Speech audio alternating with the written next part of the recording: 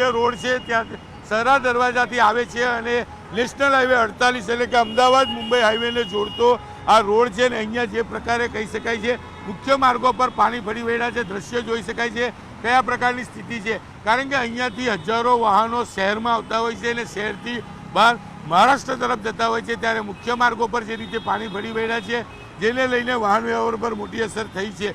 લોકોને પાણી વચ્ચેથી પસાર થવું પડી રહ્યું છે. સતત બીજા દિવસે પણ મુસળધાર વરસાદને લઈને ઠેર ઠેર પાણી ભરાવાની સમસ્યા સામે આવી રહી છે, ત્યારે દ્રશ્ય જોઈ શકાય છે કયા પ્રકારની સ્થિતિનું નિર્માણ થયું છે.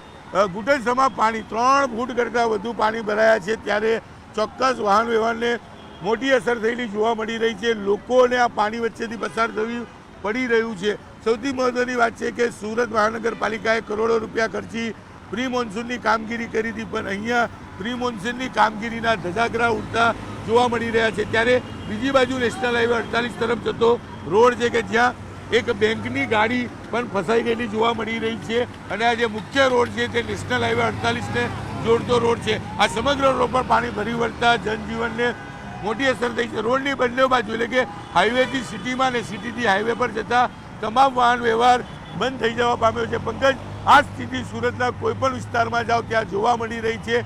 ઠેર ઠેર પાણી ભરાયેલા જોવા મળી રહ્યા છે.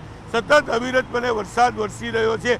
રેડ એલર્ટ વચ્ચે ગઈકાલે પણ સુરતના હાલ બેહાલ હતા અને આજે બીજે દિવસે ડાયમંડ સિટી, સિલ્ક સિટી ગણાતી સુરત ખાડા સિટી, બ્રિજ સિટી હતી, પણ હવે પાણી ભરેલું હોય અને પાણીમાં તડબોળ થઈ ગયેલી સિટી તરીકે ઓળખાઈ રહી છે. સુરતના કોઈ પણ વિસ્તારમાં જાઓ આ જ નજારા જોવા મળી રહ્યા છે. કાકા સામે ગાડીમાંથી પાણી કાઢી રહ્યા છે. આપણે પહેલાં એમની પાસે જઈશું, એમની સાથે વાત કરવાનો પ્રયાસ કરીશું.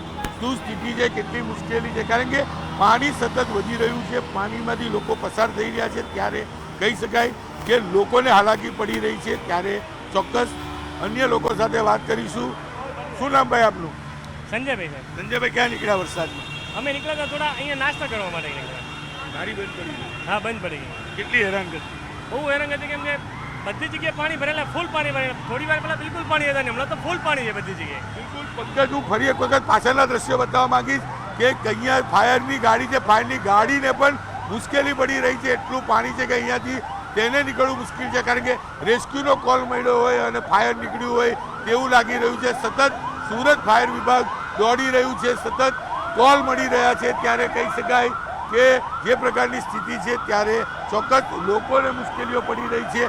તમે જુઓ ચારે તરફ પાણી છે. અન્ય એક ભાઈની ગાડી બંધ પડી ગઈ છે, તે પણ આવી રહ્યા છે, સાથે પત્ની, બાળકો છે. આપણે એમની સાથે વાત કરીશું શું સ્થિતિ છે, કયા પ્રકારે મુશ્કેલીઓનો સામનો કરવો પડી રહ્યો છે, ત્યારે ચોક્કસપણે લોકોની મુશ્કેલીઓ વધી રહી. આવતારો ભાઈ, શું નામ છે આપનું?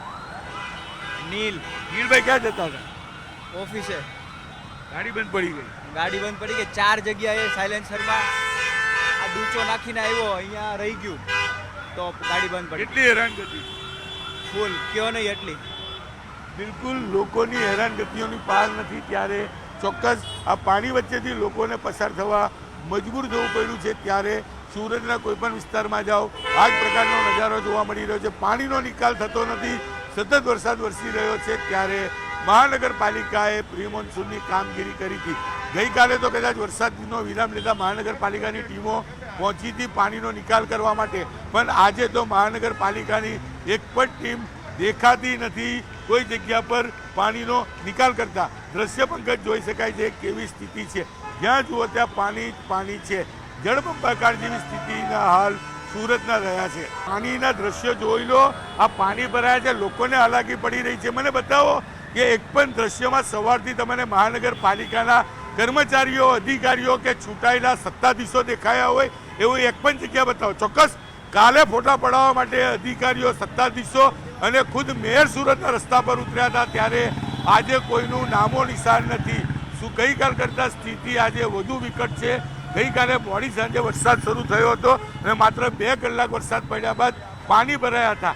આજે તો કહી શકાય કે આખી રાત સામેલાદાર વરસાદ વરસ્યો છે અને સતત સવારથી વરસાદ ચાલુ છે. વરસાદ બંધ થવાનું નામ નથી લેતું, ત્યારે સતત પાણીનું લેવલ વધી રહ્યું છે. આ મુખ્ય માર્ગ છે જે સુરત સરા દરવાજાથી વડોદરા નેશનલ હાઈવે 48ને જોડતો મુખ્ય માર્ગ અહીંયા આવેલો છે અને અહીંયાથી 1 મિનિટમાં 1000 વાહનો પસાર થતા હોય છે, કારણ કે સુરતની જીવાદોરી, સુરતને ચલાવવા માટે નંદુરબાર, ધુલિયા, મહારાષ્ટ્ર, બારડોલી, તાપી જિલ્લા તમામ વાહનો આ રસ્તે સુરતમાં આવતા હોય છે અને અહીંથી હાઈવે પર જતા હોય છે, ત્યારે એ જ રસ્તા પર પાણી ભરાતા સુરતની લાઇફલાઇન જાણે અટકી ગઈ હોય તેવી સ્થિતિ જોવા મળી રહી છે.